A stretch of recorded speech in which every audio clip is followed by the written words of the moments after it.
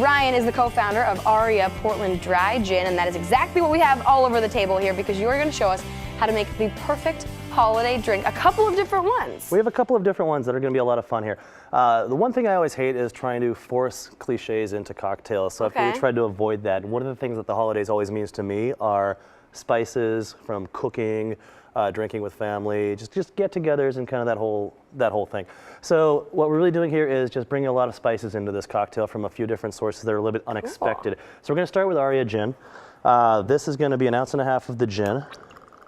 And this is our flagship gin. We've been making this for 5 years now. We actually just had our 5-year anniversary this fall. Congratulations. So it's really kind of exciting. Thank you. How many gins do you make now? This is still the only gin we make. And what we're going to talk about are the barrel finishes that we just launched. So it's still the same gin, but we've just put them into some really kind of cool and unique barrels.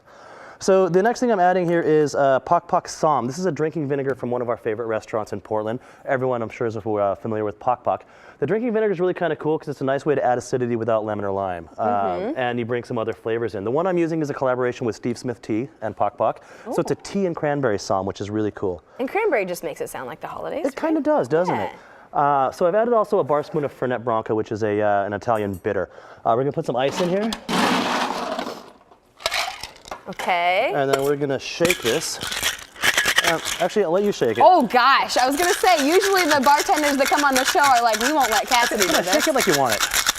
That's a little bit better. Shake it like it's Friday, it's Christmas, and we're burning calories, right? Do that for 15 minutes, I'm gonna talk about these. Oh, perfect, yep. By the end of the show, the drink will be done.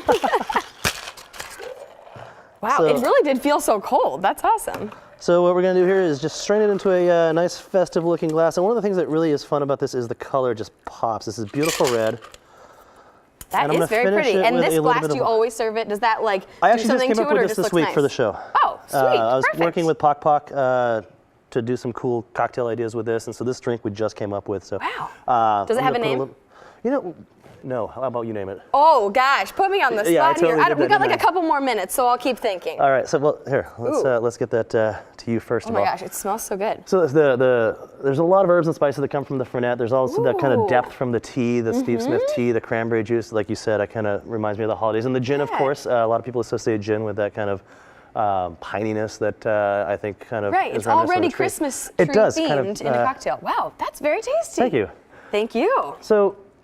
Well, you're not going to finish it? Second one, I know, yeah. We've got like 2 more minutes. All right, so the next thing we're going to talk about are what we alluded to earlier, the barrel finishes. And as much, I love collaborations. That's where I love the Pok Pok and the Smith Tea.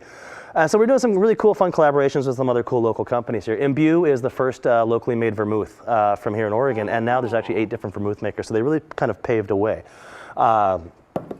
This is the first barrel finish that we did, and we were just kind of screwing around, having a little fun. Aria is still the only gin that we make, but we thought let's get one of Neil's barrels and throw it in a vermouth barrel because gin and vermouth is one of those quintessential combinations that always works. So it's like already a martini kind of by itself. Sort of, right? Exactly. Okay. My dad would be a big fan already. This is definitely going to be a spirit-forward drink. So a little heavy on the gin. I'm going 2.5 ounces. We're going to do a little bit of Demerara syrup. This is a raw, unrefined sugar, and I'm just going a tiny bit. I've seen that on cocktail menus before. I never knew what it was. Yeah, so it's the sugar that hasn't been fully stripped of all of the flavor, so there's a little bit of natural molasses left into it. And this is really kind of a version of the original cocktail, which was liquor, bitters, and sugar. So I'm bringing some bitters into it. I'm using Scrappy's bitters. These are the Orleans bitters from Seattle. Oh. So they have a little nice anise flavor to it. And my house, we always had those anise Christmas cookies, and so this is kind of reminiscent of that for me in a little bit. It's kind of like a gin old-fashioned in a way? Exactly, right? Exactly.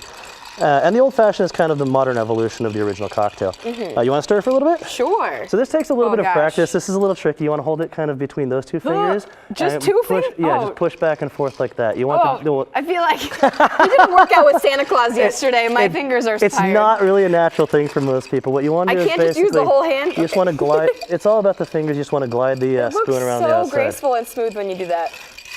It's worth having a little practice there. Yeah. So this one, we're going to serve just like an old-fashioned. This is how you know this is not fake. I did not practice beforehand. I'm not a ringer here. Maybe we should have. Yeah, we could have. Just kidding. Oh my gosh. So we're going to strain that onto a nice big ice cube. I love the big ice cubes. And the glassware I'm using, I should mention this as well. This is Bull China. So these glasses are hand blown here in Portland by a local glass studio. These guys are actually about 7 blocks from the distillery. and really, really just beautiful handmade glassware. You can tell each one's different because they are not coming out of a mold, they're all hand blown.